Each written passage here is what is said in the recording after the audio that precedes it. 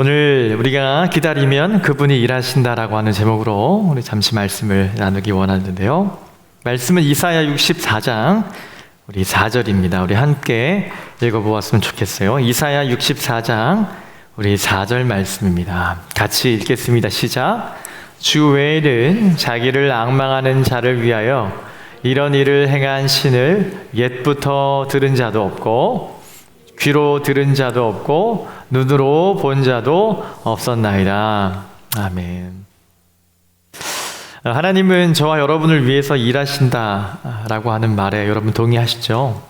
옆에 계신 분에게 이렇게 인사할까요? 하나님이 repeat 하세요. 네, 하나님이 당신을 위해서 일하십니다. 네, 대답도 들으세요? 네. 네, 아멘이라고 대답하지만 맞습니다. 네, 동의합니다. 이렇게 답을 하실 수 있겠죠. 하나님이 저와 여러분을 위해서 일하고 계시다에 대한 부분에 우리가 지난번에 말씀을 또 나눴죠. 말씀으로 확인하기 이전부터 우리가 주님을 만나며 또 교회 안에서 자라오면서 하나님이 날 위해서 일하신다에 대한 답을 여러분이 긍정할 수 있을 거예요. 자, 하나님이 저와 여러분을 위해서 일하신다. 또한 그분은 저와 여러분에게 하나님 되심을 보여주기를 좋아하세요. 신학적인 용어이기도 한데요. 하나님 되심이라고 하는 말이 좀 어렵잖아요. 하나님은 하나님이시지. 그런데 하나님은 계속 확인하신다는 거예요. 우리에게 너에게 나는 하나님이니? 이렇게 물으시는 거예요. 제 인생에 맞아요. 하나님이세요. 라고 고백하는 거를 하나님 계속 듣기 원한다는 거예요. 어려운 말로 하나님의 하나님 되심이라고 말해요. 어렵긴 하지만 성경을 살펴보면 하나님은 늘 이렇게 요구하세요. 저와 여러분이 어디에 가서든 저와 여러분에게 물으시는 거죠. 내가 너에게 하나님이 맞니? 그럼요. 그래, 알았어. 이렇게 또 일하시고 한다는 거죠. 하나님은 저와 여러분을 위해서 일하시고 또 계속적으로 저와 여러분의 하나님 되심을 이렇게 좀 확인하는 것을 좋아하세요. 정말 좋아하십니다. 저와 여러분을 위해서 일하시는 그분은 우리가 그분을 위해서 예배하고 헌신하고 사랑하고 주님을 닮아가는 것 비교할 수 없이 더 큰 놀라운 사실로 우리에게 다가와요. 우리가 주님을 위해서 뭔가 하려고 하다 보면 우리는 그런 사랑을 느끼게 되거든요. 제가 주님을 위해서 이런 일들을 하고 있습니다라고 하는 마음이 시작이었다면 마지막은 이런 마음이라는 거예요. 제가 주님을 위해서 하는 것 사실 아무것도 아니군요. 주님이 저를 위해서 더 많은 일을 지금도 하시는군요. 가깝게 우리 삼척에서의 일도 그렇고요. 저와 여러분의 일터에서 주님을 닮아가고 신앙으로 살려고 노력하면 노력할수록 주님이 저와 여러분을 위해서 하신 일들이 더 깊이 우리에게 남는 경우가 많습니다. 그것이 저와 여러분을 사로잡죠. 그래서 처음에는 여러분 우리가 이 생각을 할 필요가 있어요. 하나님이 저와 여러분을 위해서 일하신다라고 말하는 것이 어떻게 우리가 받아들여야 될까, 이런 고민을 하면서 오늘 본문을 살펴보기 원합니다. 하나님이 나를 위해서 일하신다라고 하는 말이 우리를 거만하게 만들고 또 하나님 좀 얕잡아 보도록 그렇게 들릴 수도 있어요. 마치 나는 이렇게 좋은 자리에 쉬고 있고 내가 해야 될 일을 하나님께 뭔가 시키는 것처럼 들릴 수도 있습니다.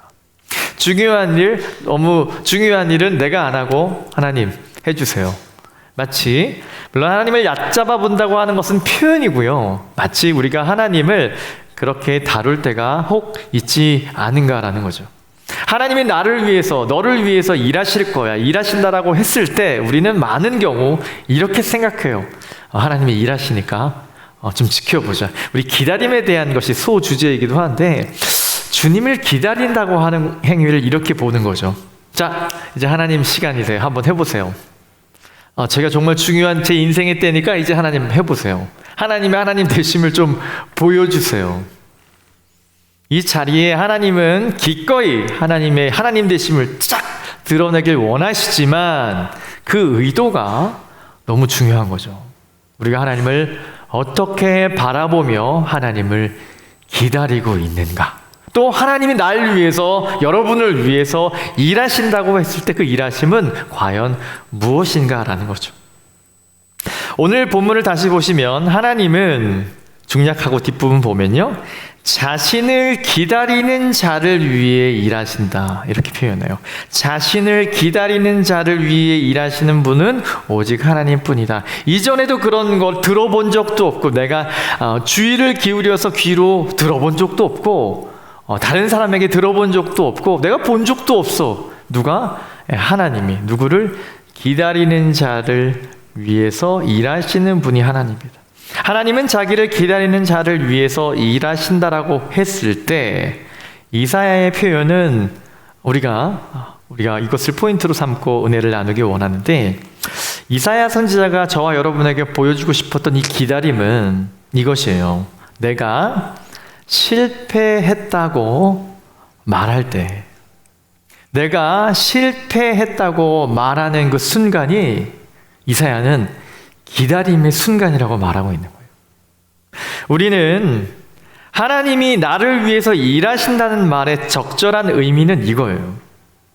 저와 여러분에게 조금 더 뭔가 필요하기 때문에 하나님 해주세요, 도와주세요, 뭔가 부어주세요라고 기다림이 아닙니다. 좀 성격이 좀 다르다 이 말이죠. 저와 여러분의 실패와 좌절과 우리의 모든 삶의 의지가 떨어졌을 때 비로소 우리는 무엇을 구하죠? 하나님을 찾죠. 실패에 대한 많은 이야기를 할 수가 있겠지만, 정말 하나님이 나를 위해서 일하실 때가 언제냐면요, 우리가 실패했다고 고백할 때예요. 만약 우리가 실패하지 않고 약간의 도움이 필요할 때 하나님께 기도해봐. 하나님 힘을 주시겠지. 여러분, 그 사람이 기도할까요? 하지요. 근데 어떻게 기도하죠? 하나님 도와주세요라고 기도하죠. 잘못된 기도가 아니에요. 어린 기도죠. 어린아이 같은 기도예요. 하나님이 그 기도를 사용하실까요? 사용하지 않으실까요? 사용하십니다. 언제요? 저와 여러분이 어린아이 같은 믿음일 때 도와주세요. 근데 더 이상 이런 기도가 저와 여러분에게 나오지 않을 때가 있어요. 우리는 어느 정도 신앙생활과 우리 인생을 살다 보면 이제 부모님의 도움이 필요 없어질 때가 오고요, 다른 일의 도움이 없이 내가 내 인생을 뭔가 세울 수 있을 시간들이 오게 돼요. 그때와 비례돼서 뭐를 하지 않습니까? 우리는 도와달라고 하는 기도를 하지 않습니다. 네, 많은 경우가 그래요.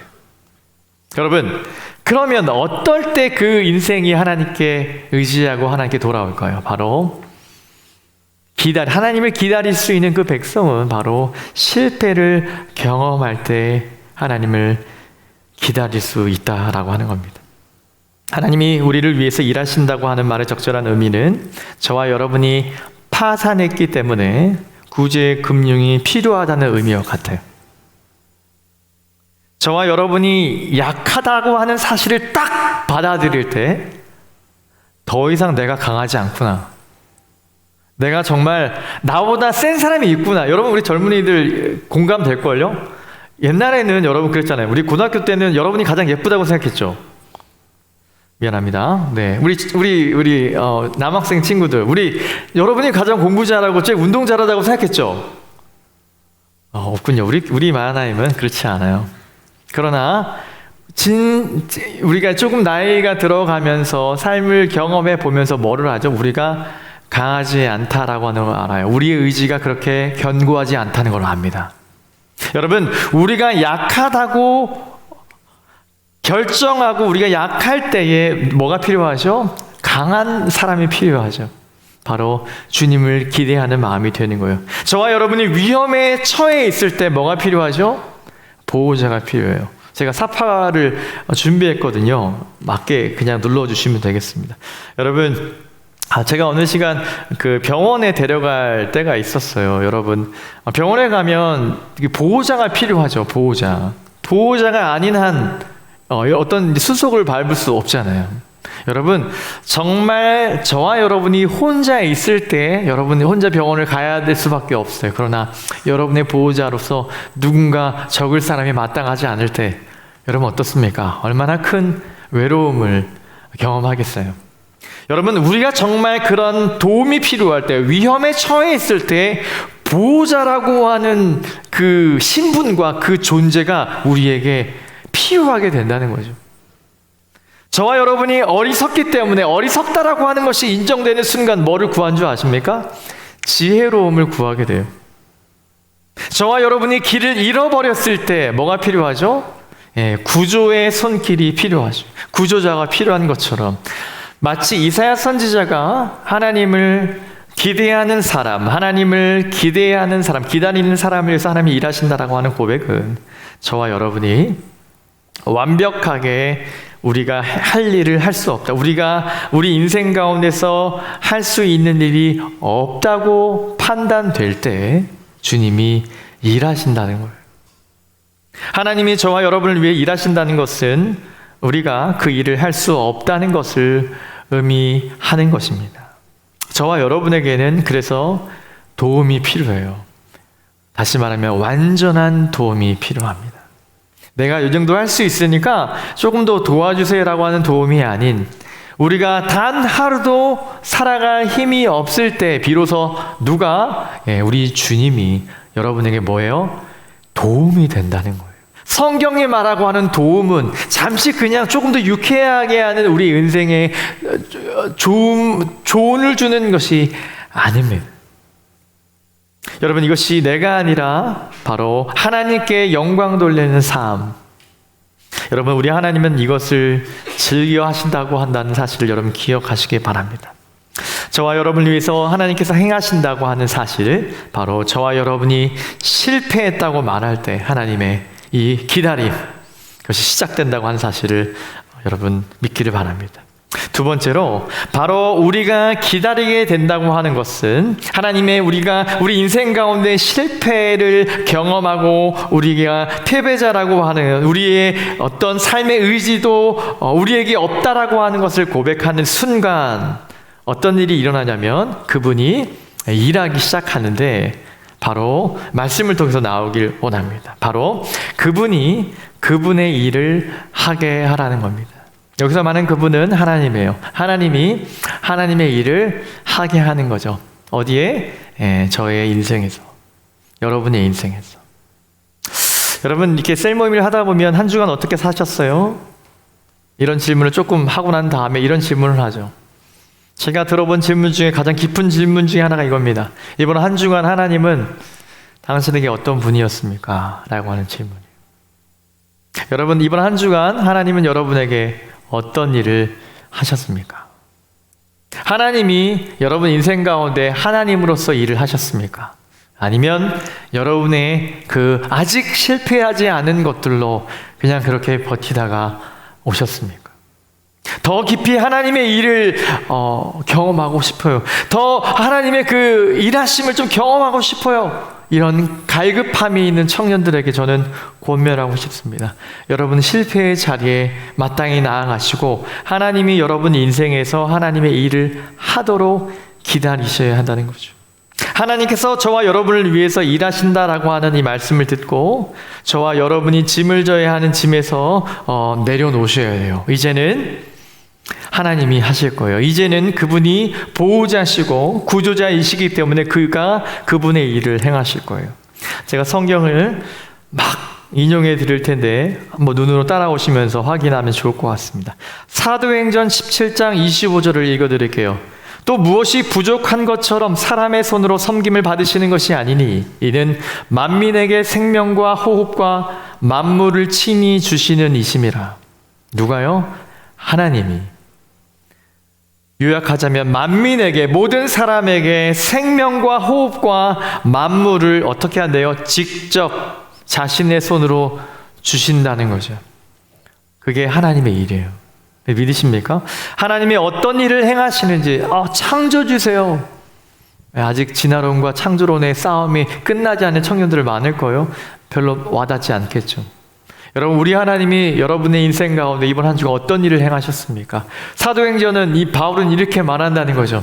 생명과 호흡을 주셨다.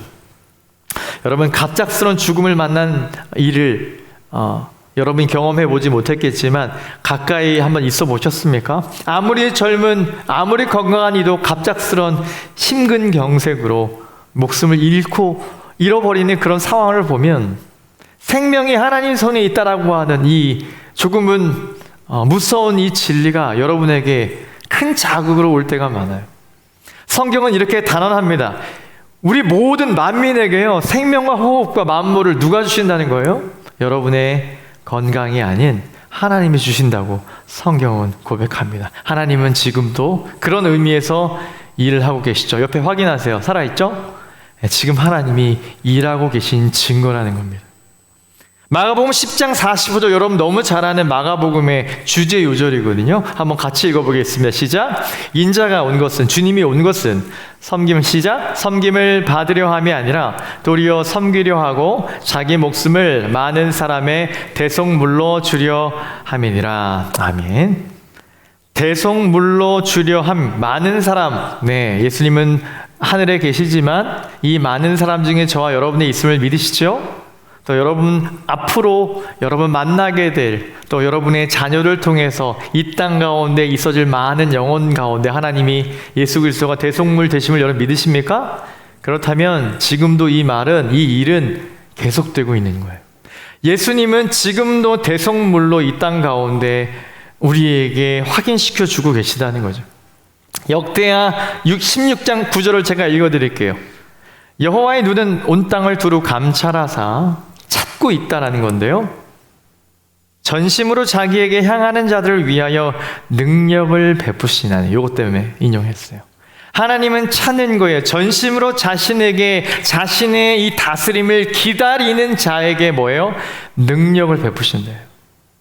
하나님의 능력을 경험하고 싶은 청년이 있다면 여러분 하나님을 기다리시길 바라요.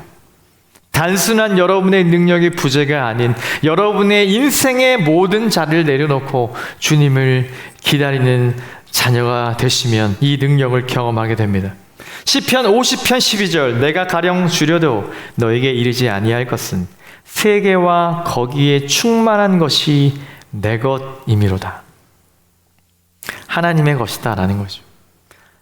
시편 50편 15절, 환난 날에 나를 부르라. 내가 너를 건지리니 그래서 너는 나에게 영광을 돌리게 될 것이다. 하나님의 행동과 하나님의 역사하심은 계속되고 있습니다. 하나만 더 살펴볼까요? 이사야 46장 4절, 이거 한번 같이 읽었으면 좋겠어요. 같이 읽겠습니다. 시작. 너희가 노년에 이르기까지 내가 그리하겠고 백발이 되기까지 내가 너희를 품을 것이라. 내가 지었은즉 내가 업을 것이요 내가 품고 구하여 내리라. 아멘. 이 말씀 좀 잘 기억했으면 좋겠습니다. 하나님의 의지가 잔뜩 담겨 있죠. 여러분, 우리는 하나님을 많이 오해합니다. 저와 여러분의 인생에 보다 긍정적인 미래를 위해서 우리를 가이드해 주시고 좋은 결론을 맺게 해주시는 분 정도로 이해하는 경우가 많아요. 네, 그런 분이시지만 여러분이 알고 바라보고 있는 그분은 지금 저와 여러분 가운데 기다림으로 우리를 초대하고 있음을 아셔야 해요. 저와 여러분의 기도가 멈춰졌을 때 우리 주님은 다시 한번 저에게 권면하시는 거예요. 나를 기다리라고 말씀하세요. 나를 기다려줘. 여러분, 실패와 좌절 가운데 어느 순간부터 하나님께 우리의 삶이 잘 나아가지 않고 예배가 반복되고 받은 은혜가 감사해요. 감격스럽긴 해요. 하지만 내 삶의 자리로 돌아가면 언제부터인가 그냥 감성적으로 이렇게 만성이 되어서 반복되는 우리의 일상이. 여러분, 주님을 기다림이 무엇인가 묵상하십시오. 우리 주님은 저와 여러분에게 이것을 요구하세요. 너의 실패를 나에게 말하라고. 저와 여러분의 인생의 실패의 자리로 주님은 계속 우리를 인도하실 거예요. 여러분, 그 자리에 여러분 한 걸음 한 걸음 걸어가면서 오해하지 마세요. 여러분, 루저가 되고 있는 길이 아니에요. 여러분은 하나님의 일하심을 보는 자리로 내려가는 거예요. 그 자리에 내려가야 하나님이 보이거든요. 이런 일들을 행하신 것을 보이시거든요. 하나님이 저와 여러분의 인생을 얼마나 가치 있게 쓰시는지를 보기 원한다면 여러분 그 실패의 자리로 내려가셔야 돼요. 여러분, 그 자리에 내려가면 그 모든 자녀는 두 손을 들고 이렇게 고백합니다. 하나님께 영광을 올려드리기 시작해요. 제 인생의 실패와 이 나락이 끝이 아니군요. 이 자리에서 보니 제 인생을 향했던 하나님의 이 놀라운 역사가 어마어마하군요. 하나님께 찬양하게 된다 이 말이죠. 여러분, 할렐루야라고 하는 말이 무슨 말입니까? 히브리어예요. 하나님을 찬양하라 라는 말이에요. 하나님을 찬양하라 라고 하는 말을 누가 할 수 있나요? 인도자가 하는 말인가요? 찬양을 해야 될 사람, 찬양할 수밖에 없는 사람의 입의 고백은 이 말을 해요. 할렐루야. 하나님을 찬양해라. 내 실패의 자리 가운데 하나님이 일하심을 만나니 두 손 들고 찬양할 수밖에 없는 거예요. 말씀을 정리하겠습니다. 우리 찬양팀은 올라오시고요. 여러분, 하나님의 일하심을 바라보기 위해서 우리는 신비로운 만남과 신비로운 경험이 필요한 게 아니에요. 뭐가 필요하냐면 저와 여러분이 지금 안고 있는 그 감정의 문제, 그 관계의 문제, 저와 여러분의 인생에 내가 어떤 거 해야 될까? 특별히 진로에 관하여, 특별히 긴 기다림 가운데 여러분에게 시원하게 다가오지 않는 일들, 관계의 어려움, 자기 자신을 향한 어려움의 문제들. 여러분, 주님을 기다리는 것은 바로 그 자리에 갈 때 비로소 시작되는 거예요. 반주를 좀 해주시겠습니까? 불을 꺼주셔도 좋을 것 같아요. 여러분, 주님을 기다림을 배우십시오. 여러분, 실패의 자리와 그 네거티브한 그 상황은 사단은 다르게 말할 수 있지만 우리 하나님은 늘 그 자리에 우리를 인도하는 걸 좋아하십니다. 꼭 가야 될 자리에, 왠지 아셔요? 그 자리에 가야 내 인생이, 하나님이 내 인생 가운데 어떤 일을 하고 계시는지를 볼 수 있거든. 여러분, 이 경험을 위해서 하나님이 저와 여러분에게 그 아픔을 주셨다고 생각합니다. 우리 오늘 설교 후에 같이 나눌 찬양을 제가 소개했는데 되게 다 모르는 것 같아서 제 안에 부담이 많지만 한 몇 번 부를 테니까 어렵지 않은, 거짓말이고요, 어렵습니다. 그런데 반복되는 부분이 있기 때문에 충분히 여러분이 팔로업 할 수 있을 거라고 믿습니다. 그래서 찬양팀과 함께 여러분 들어보시고 진실한 기다림 가운데 하나님이 어떻게 그 인생을 찬양의 삶으로, 예배의 삶으로 바꿔 놓으시는지를 사모하면서 같이 좀 노래했으면 좋겠습니다.